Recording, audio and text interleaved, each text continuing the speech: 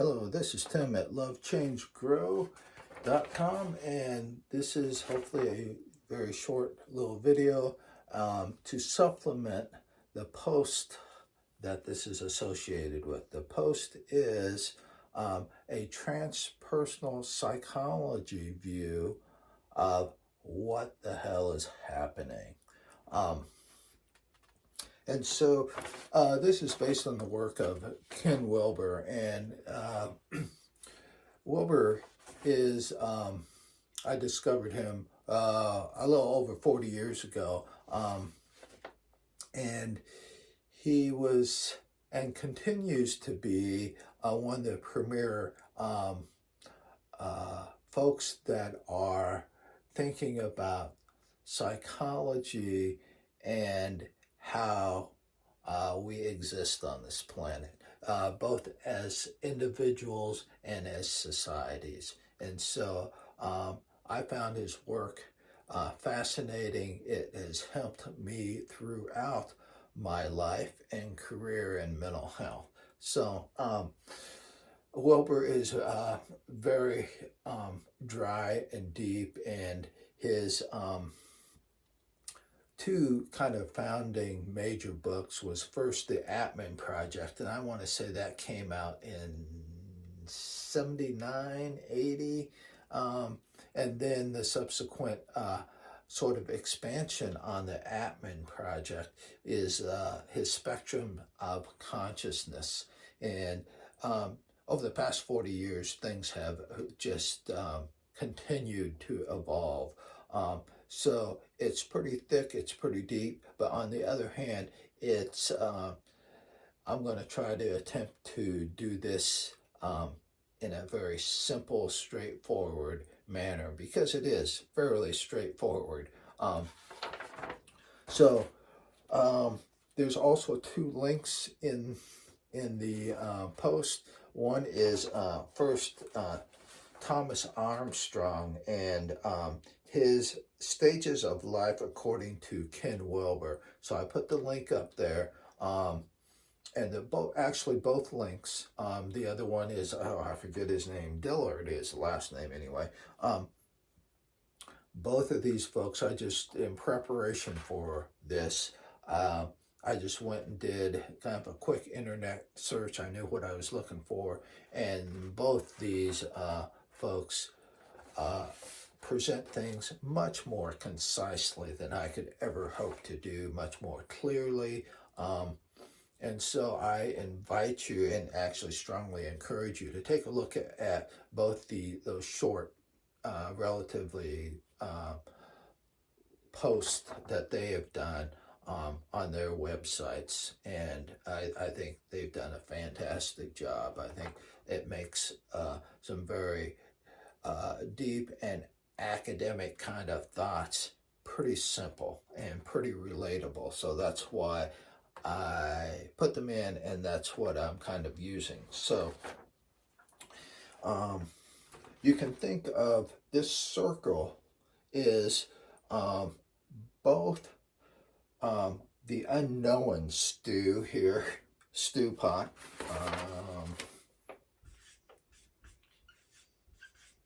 and then when the stew is cooking, and when a little bubble pops to the surface of this of the stew pot, you can kind of think of that as an individual consciousness, an individual being emerging out of the stew pot for just really a few moments in a sense.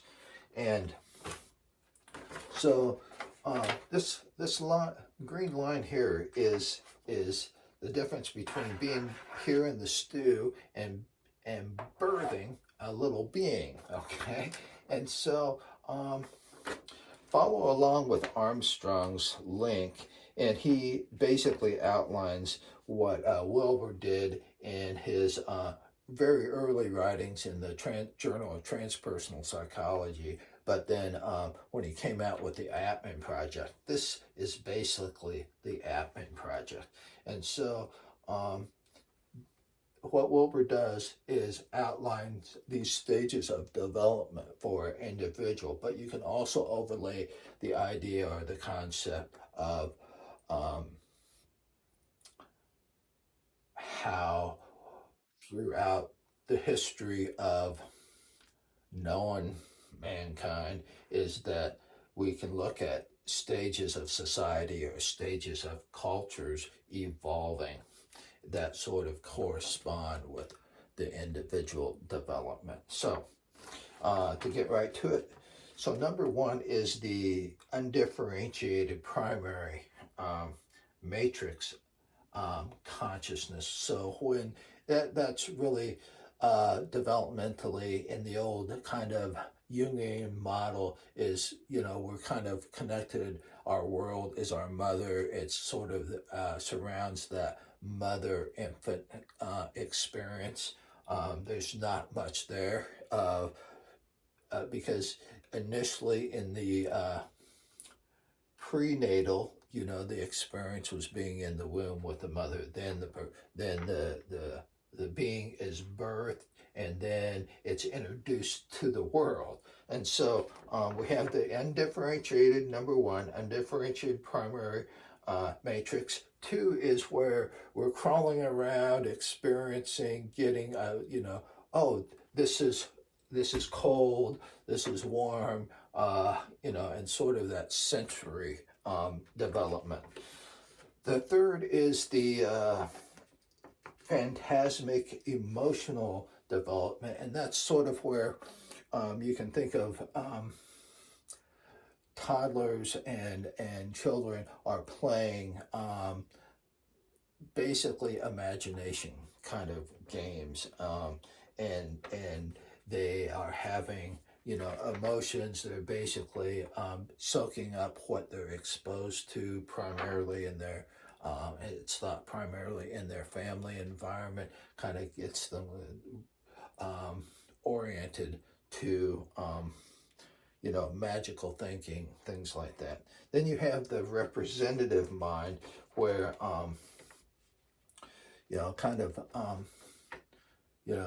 have more of the symbolic development of things like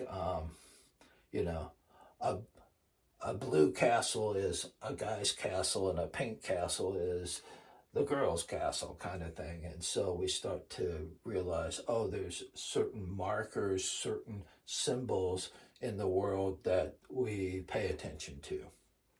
And then the representative mind is where more of the actually is more of the development of the symbols, and that a certain symbol represents something, that kind of thing. Then we get into the rural role model, rule and role mind, which is more like, oh, there's rules, there's ways of interacting, and we figure that out, and it's more of there's certain ways of social decorum, certain ways of doing things. And then, and that's 5. And then we get to the ego part here. And the ego is that we have the ability to rationalize the thing, to think about thinking, and that kind of reflexive meta thinking. I think maybe perhaps meta is a bad word to use right now, but we're able to think about thinking, think about ourselves, and think about concepts. And certainly the ego and that's the ego also, goes, who am I? What's my meaning? Or how do I relate, and things like that. And so it's the power of the rational, logical ability matures, and it certainly starts in being in the teens, and in my mind doesn't finish until the mid-20s or late 20s, depending on if you're a male or female. Females develop faster, and they have that that development that occurs at more at 25, 26, and guys are more like 27, 28. So then we move, so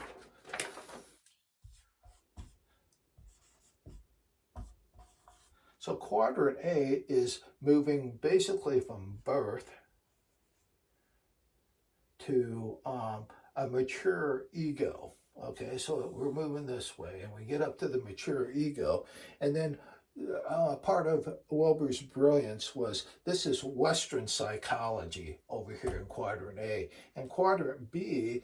This is more then the focus turns to more of the internal, more ethereal states of being, and that's more of the where Eastern meditation, Eastern schools of thought, and the mysticism of Christian kind of the Gnostics and stuff are more into this area. And Wilber was able to kind of marry these two on a spectrum of consciousness. So over here past the ego, we have the centaur vision logic thing, where we kind of, over here we're starting to think about, we're interdependent. Here we're on the ego, we're just we are of ourselves, and we're sovereign, and we stand alone. And over here is in 4 and 5, we're part of well, let me back up. We'll get back to this. Sorry, I kind of went off on a little tangent here. So 7 is the center vision logic. 8 is the psychic kind of realm. Then we get into the subtle, causal, and non-dual. So for today's kind of presentation or post is we're really dealing with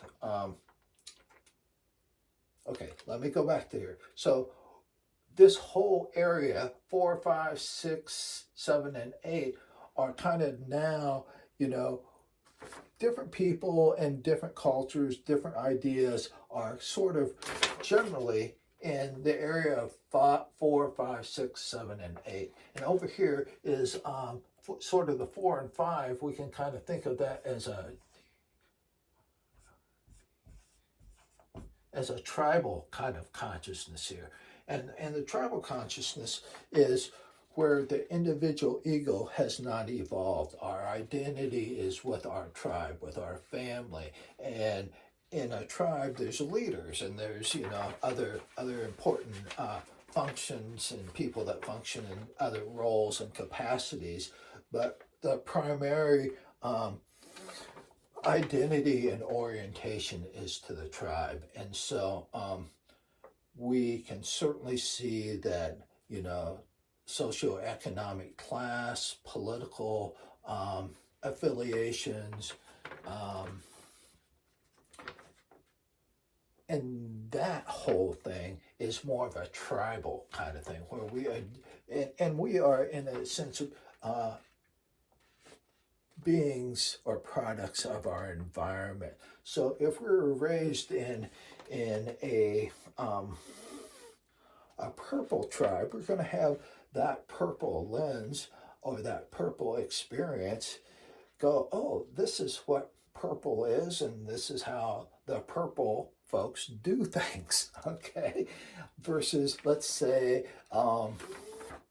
a chartreuse or green tribe is going to have a little bit different, orientation to the world, and perhaps different language, different concepts. And so in some ways we can think of various groups, generally regional groups, political, national groups, our identities of how we sort of understand our reality. So there's that.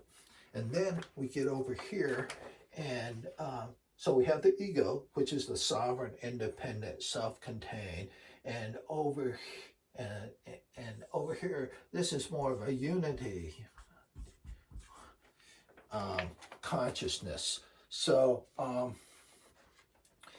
in the unity consciousness, we realize, yes, we are individual sovereign beings, but we're also interdependent, and that we are also embedded in an environment.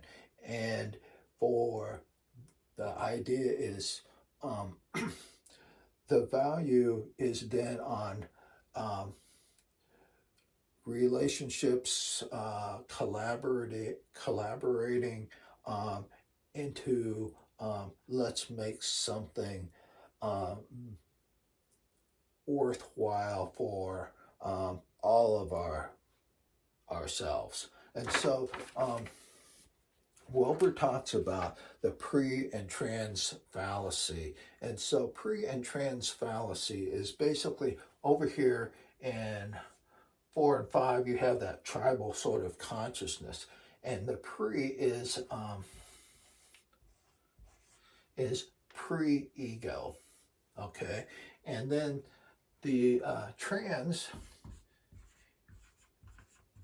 is really the transcendence of the ego, going beyond the ego. And so in my posts generally, I'm kind of I think we're kind of, what the hell's happening on this planet? It's sort of, some folks are still here in the tribal kind of thing, and their main association is, hey, I belong to this group. I belong to the pink pants group versus the green pants group and stuff like that. I'm trying to stay out of hot water for any PC kind of things. And then the ego is all about me, all about sovereign independence, the ability to decide, to the rational thought. And so a lot of the ego is associated with scientific theories, empiricism, logical, coherent thoughts and concepts. And so this is the realm of the ego, is the realm of logic and rationality. And then also in this kind of stew pot that's happening on the planet, or this hot mess that's happening on the planet, you also have folks that are into the unity thing, that are concerned about climate change, concerned about war, and the use of natural resources, that it should be more equitable. People should have more accessibility to clean water, and how are we going to make that happen? How can we focus that, yes, we recognize there are tribal associations and groups. We recognize there's scientific ways and the logical thing, but our focus is shifting to the transcending the ego, that we are all really beings on this planet, whether we wear a blue headband or a red headband, we're still beings on this planet. We still have to figure this out. And so the other interesting thing is you also have the people in stage 8, which is the psychic. And really, I think in the past, I as a kid, I was introduced to the idea of ESP and telepathy and all that, and okay, whatever, and even channeling back then, which was amazing to me as a kid, So in the 60s, I was introduced to this, and I was going, and it was birthed out of, at least for me, the experience of sort of the spiritualism, the occult kind of thing. It was like, oh, this is spooky kind of stuff. But now, for the past, certainly in the past 20, really 30 years, I'd say 30 years, you had the emergence of the new age kind of consciousness. And so then you have, meditations, feathers, tarot cards, crystals, chanting, and all that, which they also had this in the tribal thing, and it seemed to be, let's do some magical incantations, or you look at the stars, or pretty much perhaps in ancient cultures or something, you had the rune stones or the tea leaf kind of thing. And this was sort of the realm of the shamans and the crones over here in the tribal societies. Now over here in the New Age, we have what looks to be very similar, but it's more of an accepted. Now everybody, there's tons of people that channel, and I am like, wow, this is a completely different world than when I was a kid. Back then, perhaps the only reputable thing that I remember as a kid was water witchers, with their little, forked stick, and when the little, fork stick dropped, hey, there's a potential for water. Now, and that was kind of even pretty much hocus pocus kind of thing. But now we have all kinds of divining tools and ways. And so I think, certainly folks have moved over here. We still sort of have, it's a mishmash. And so that's what I am proposing, is that we, using this model, it sort of makes sense, I think, or could make sense to folks, that we're sort of seeing generally a move. And so if you look at in a former post, I had posted basically the adoption curve. It's just basically what a mess.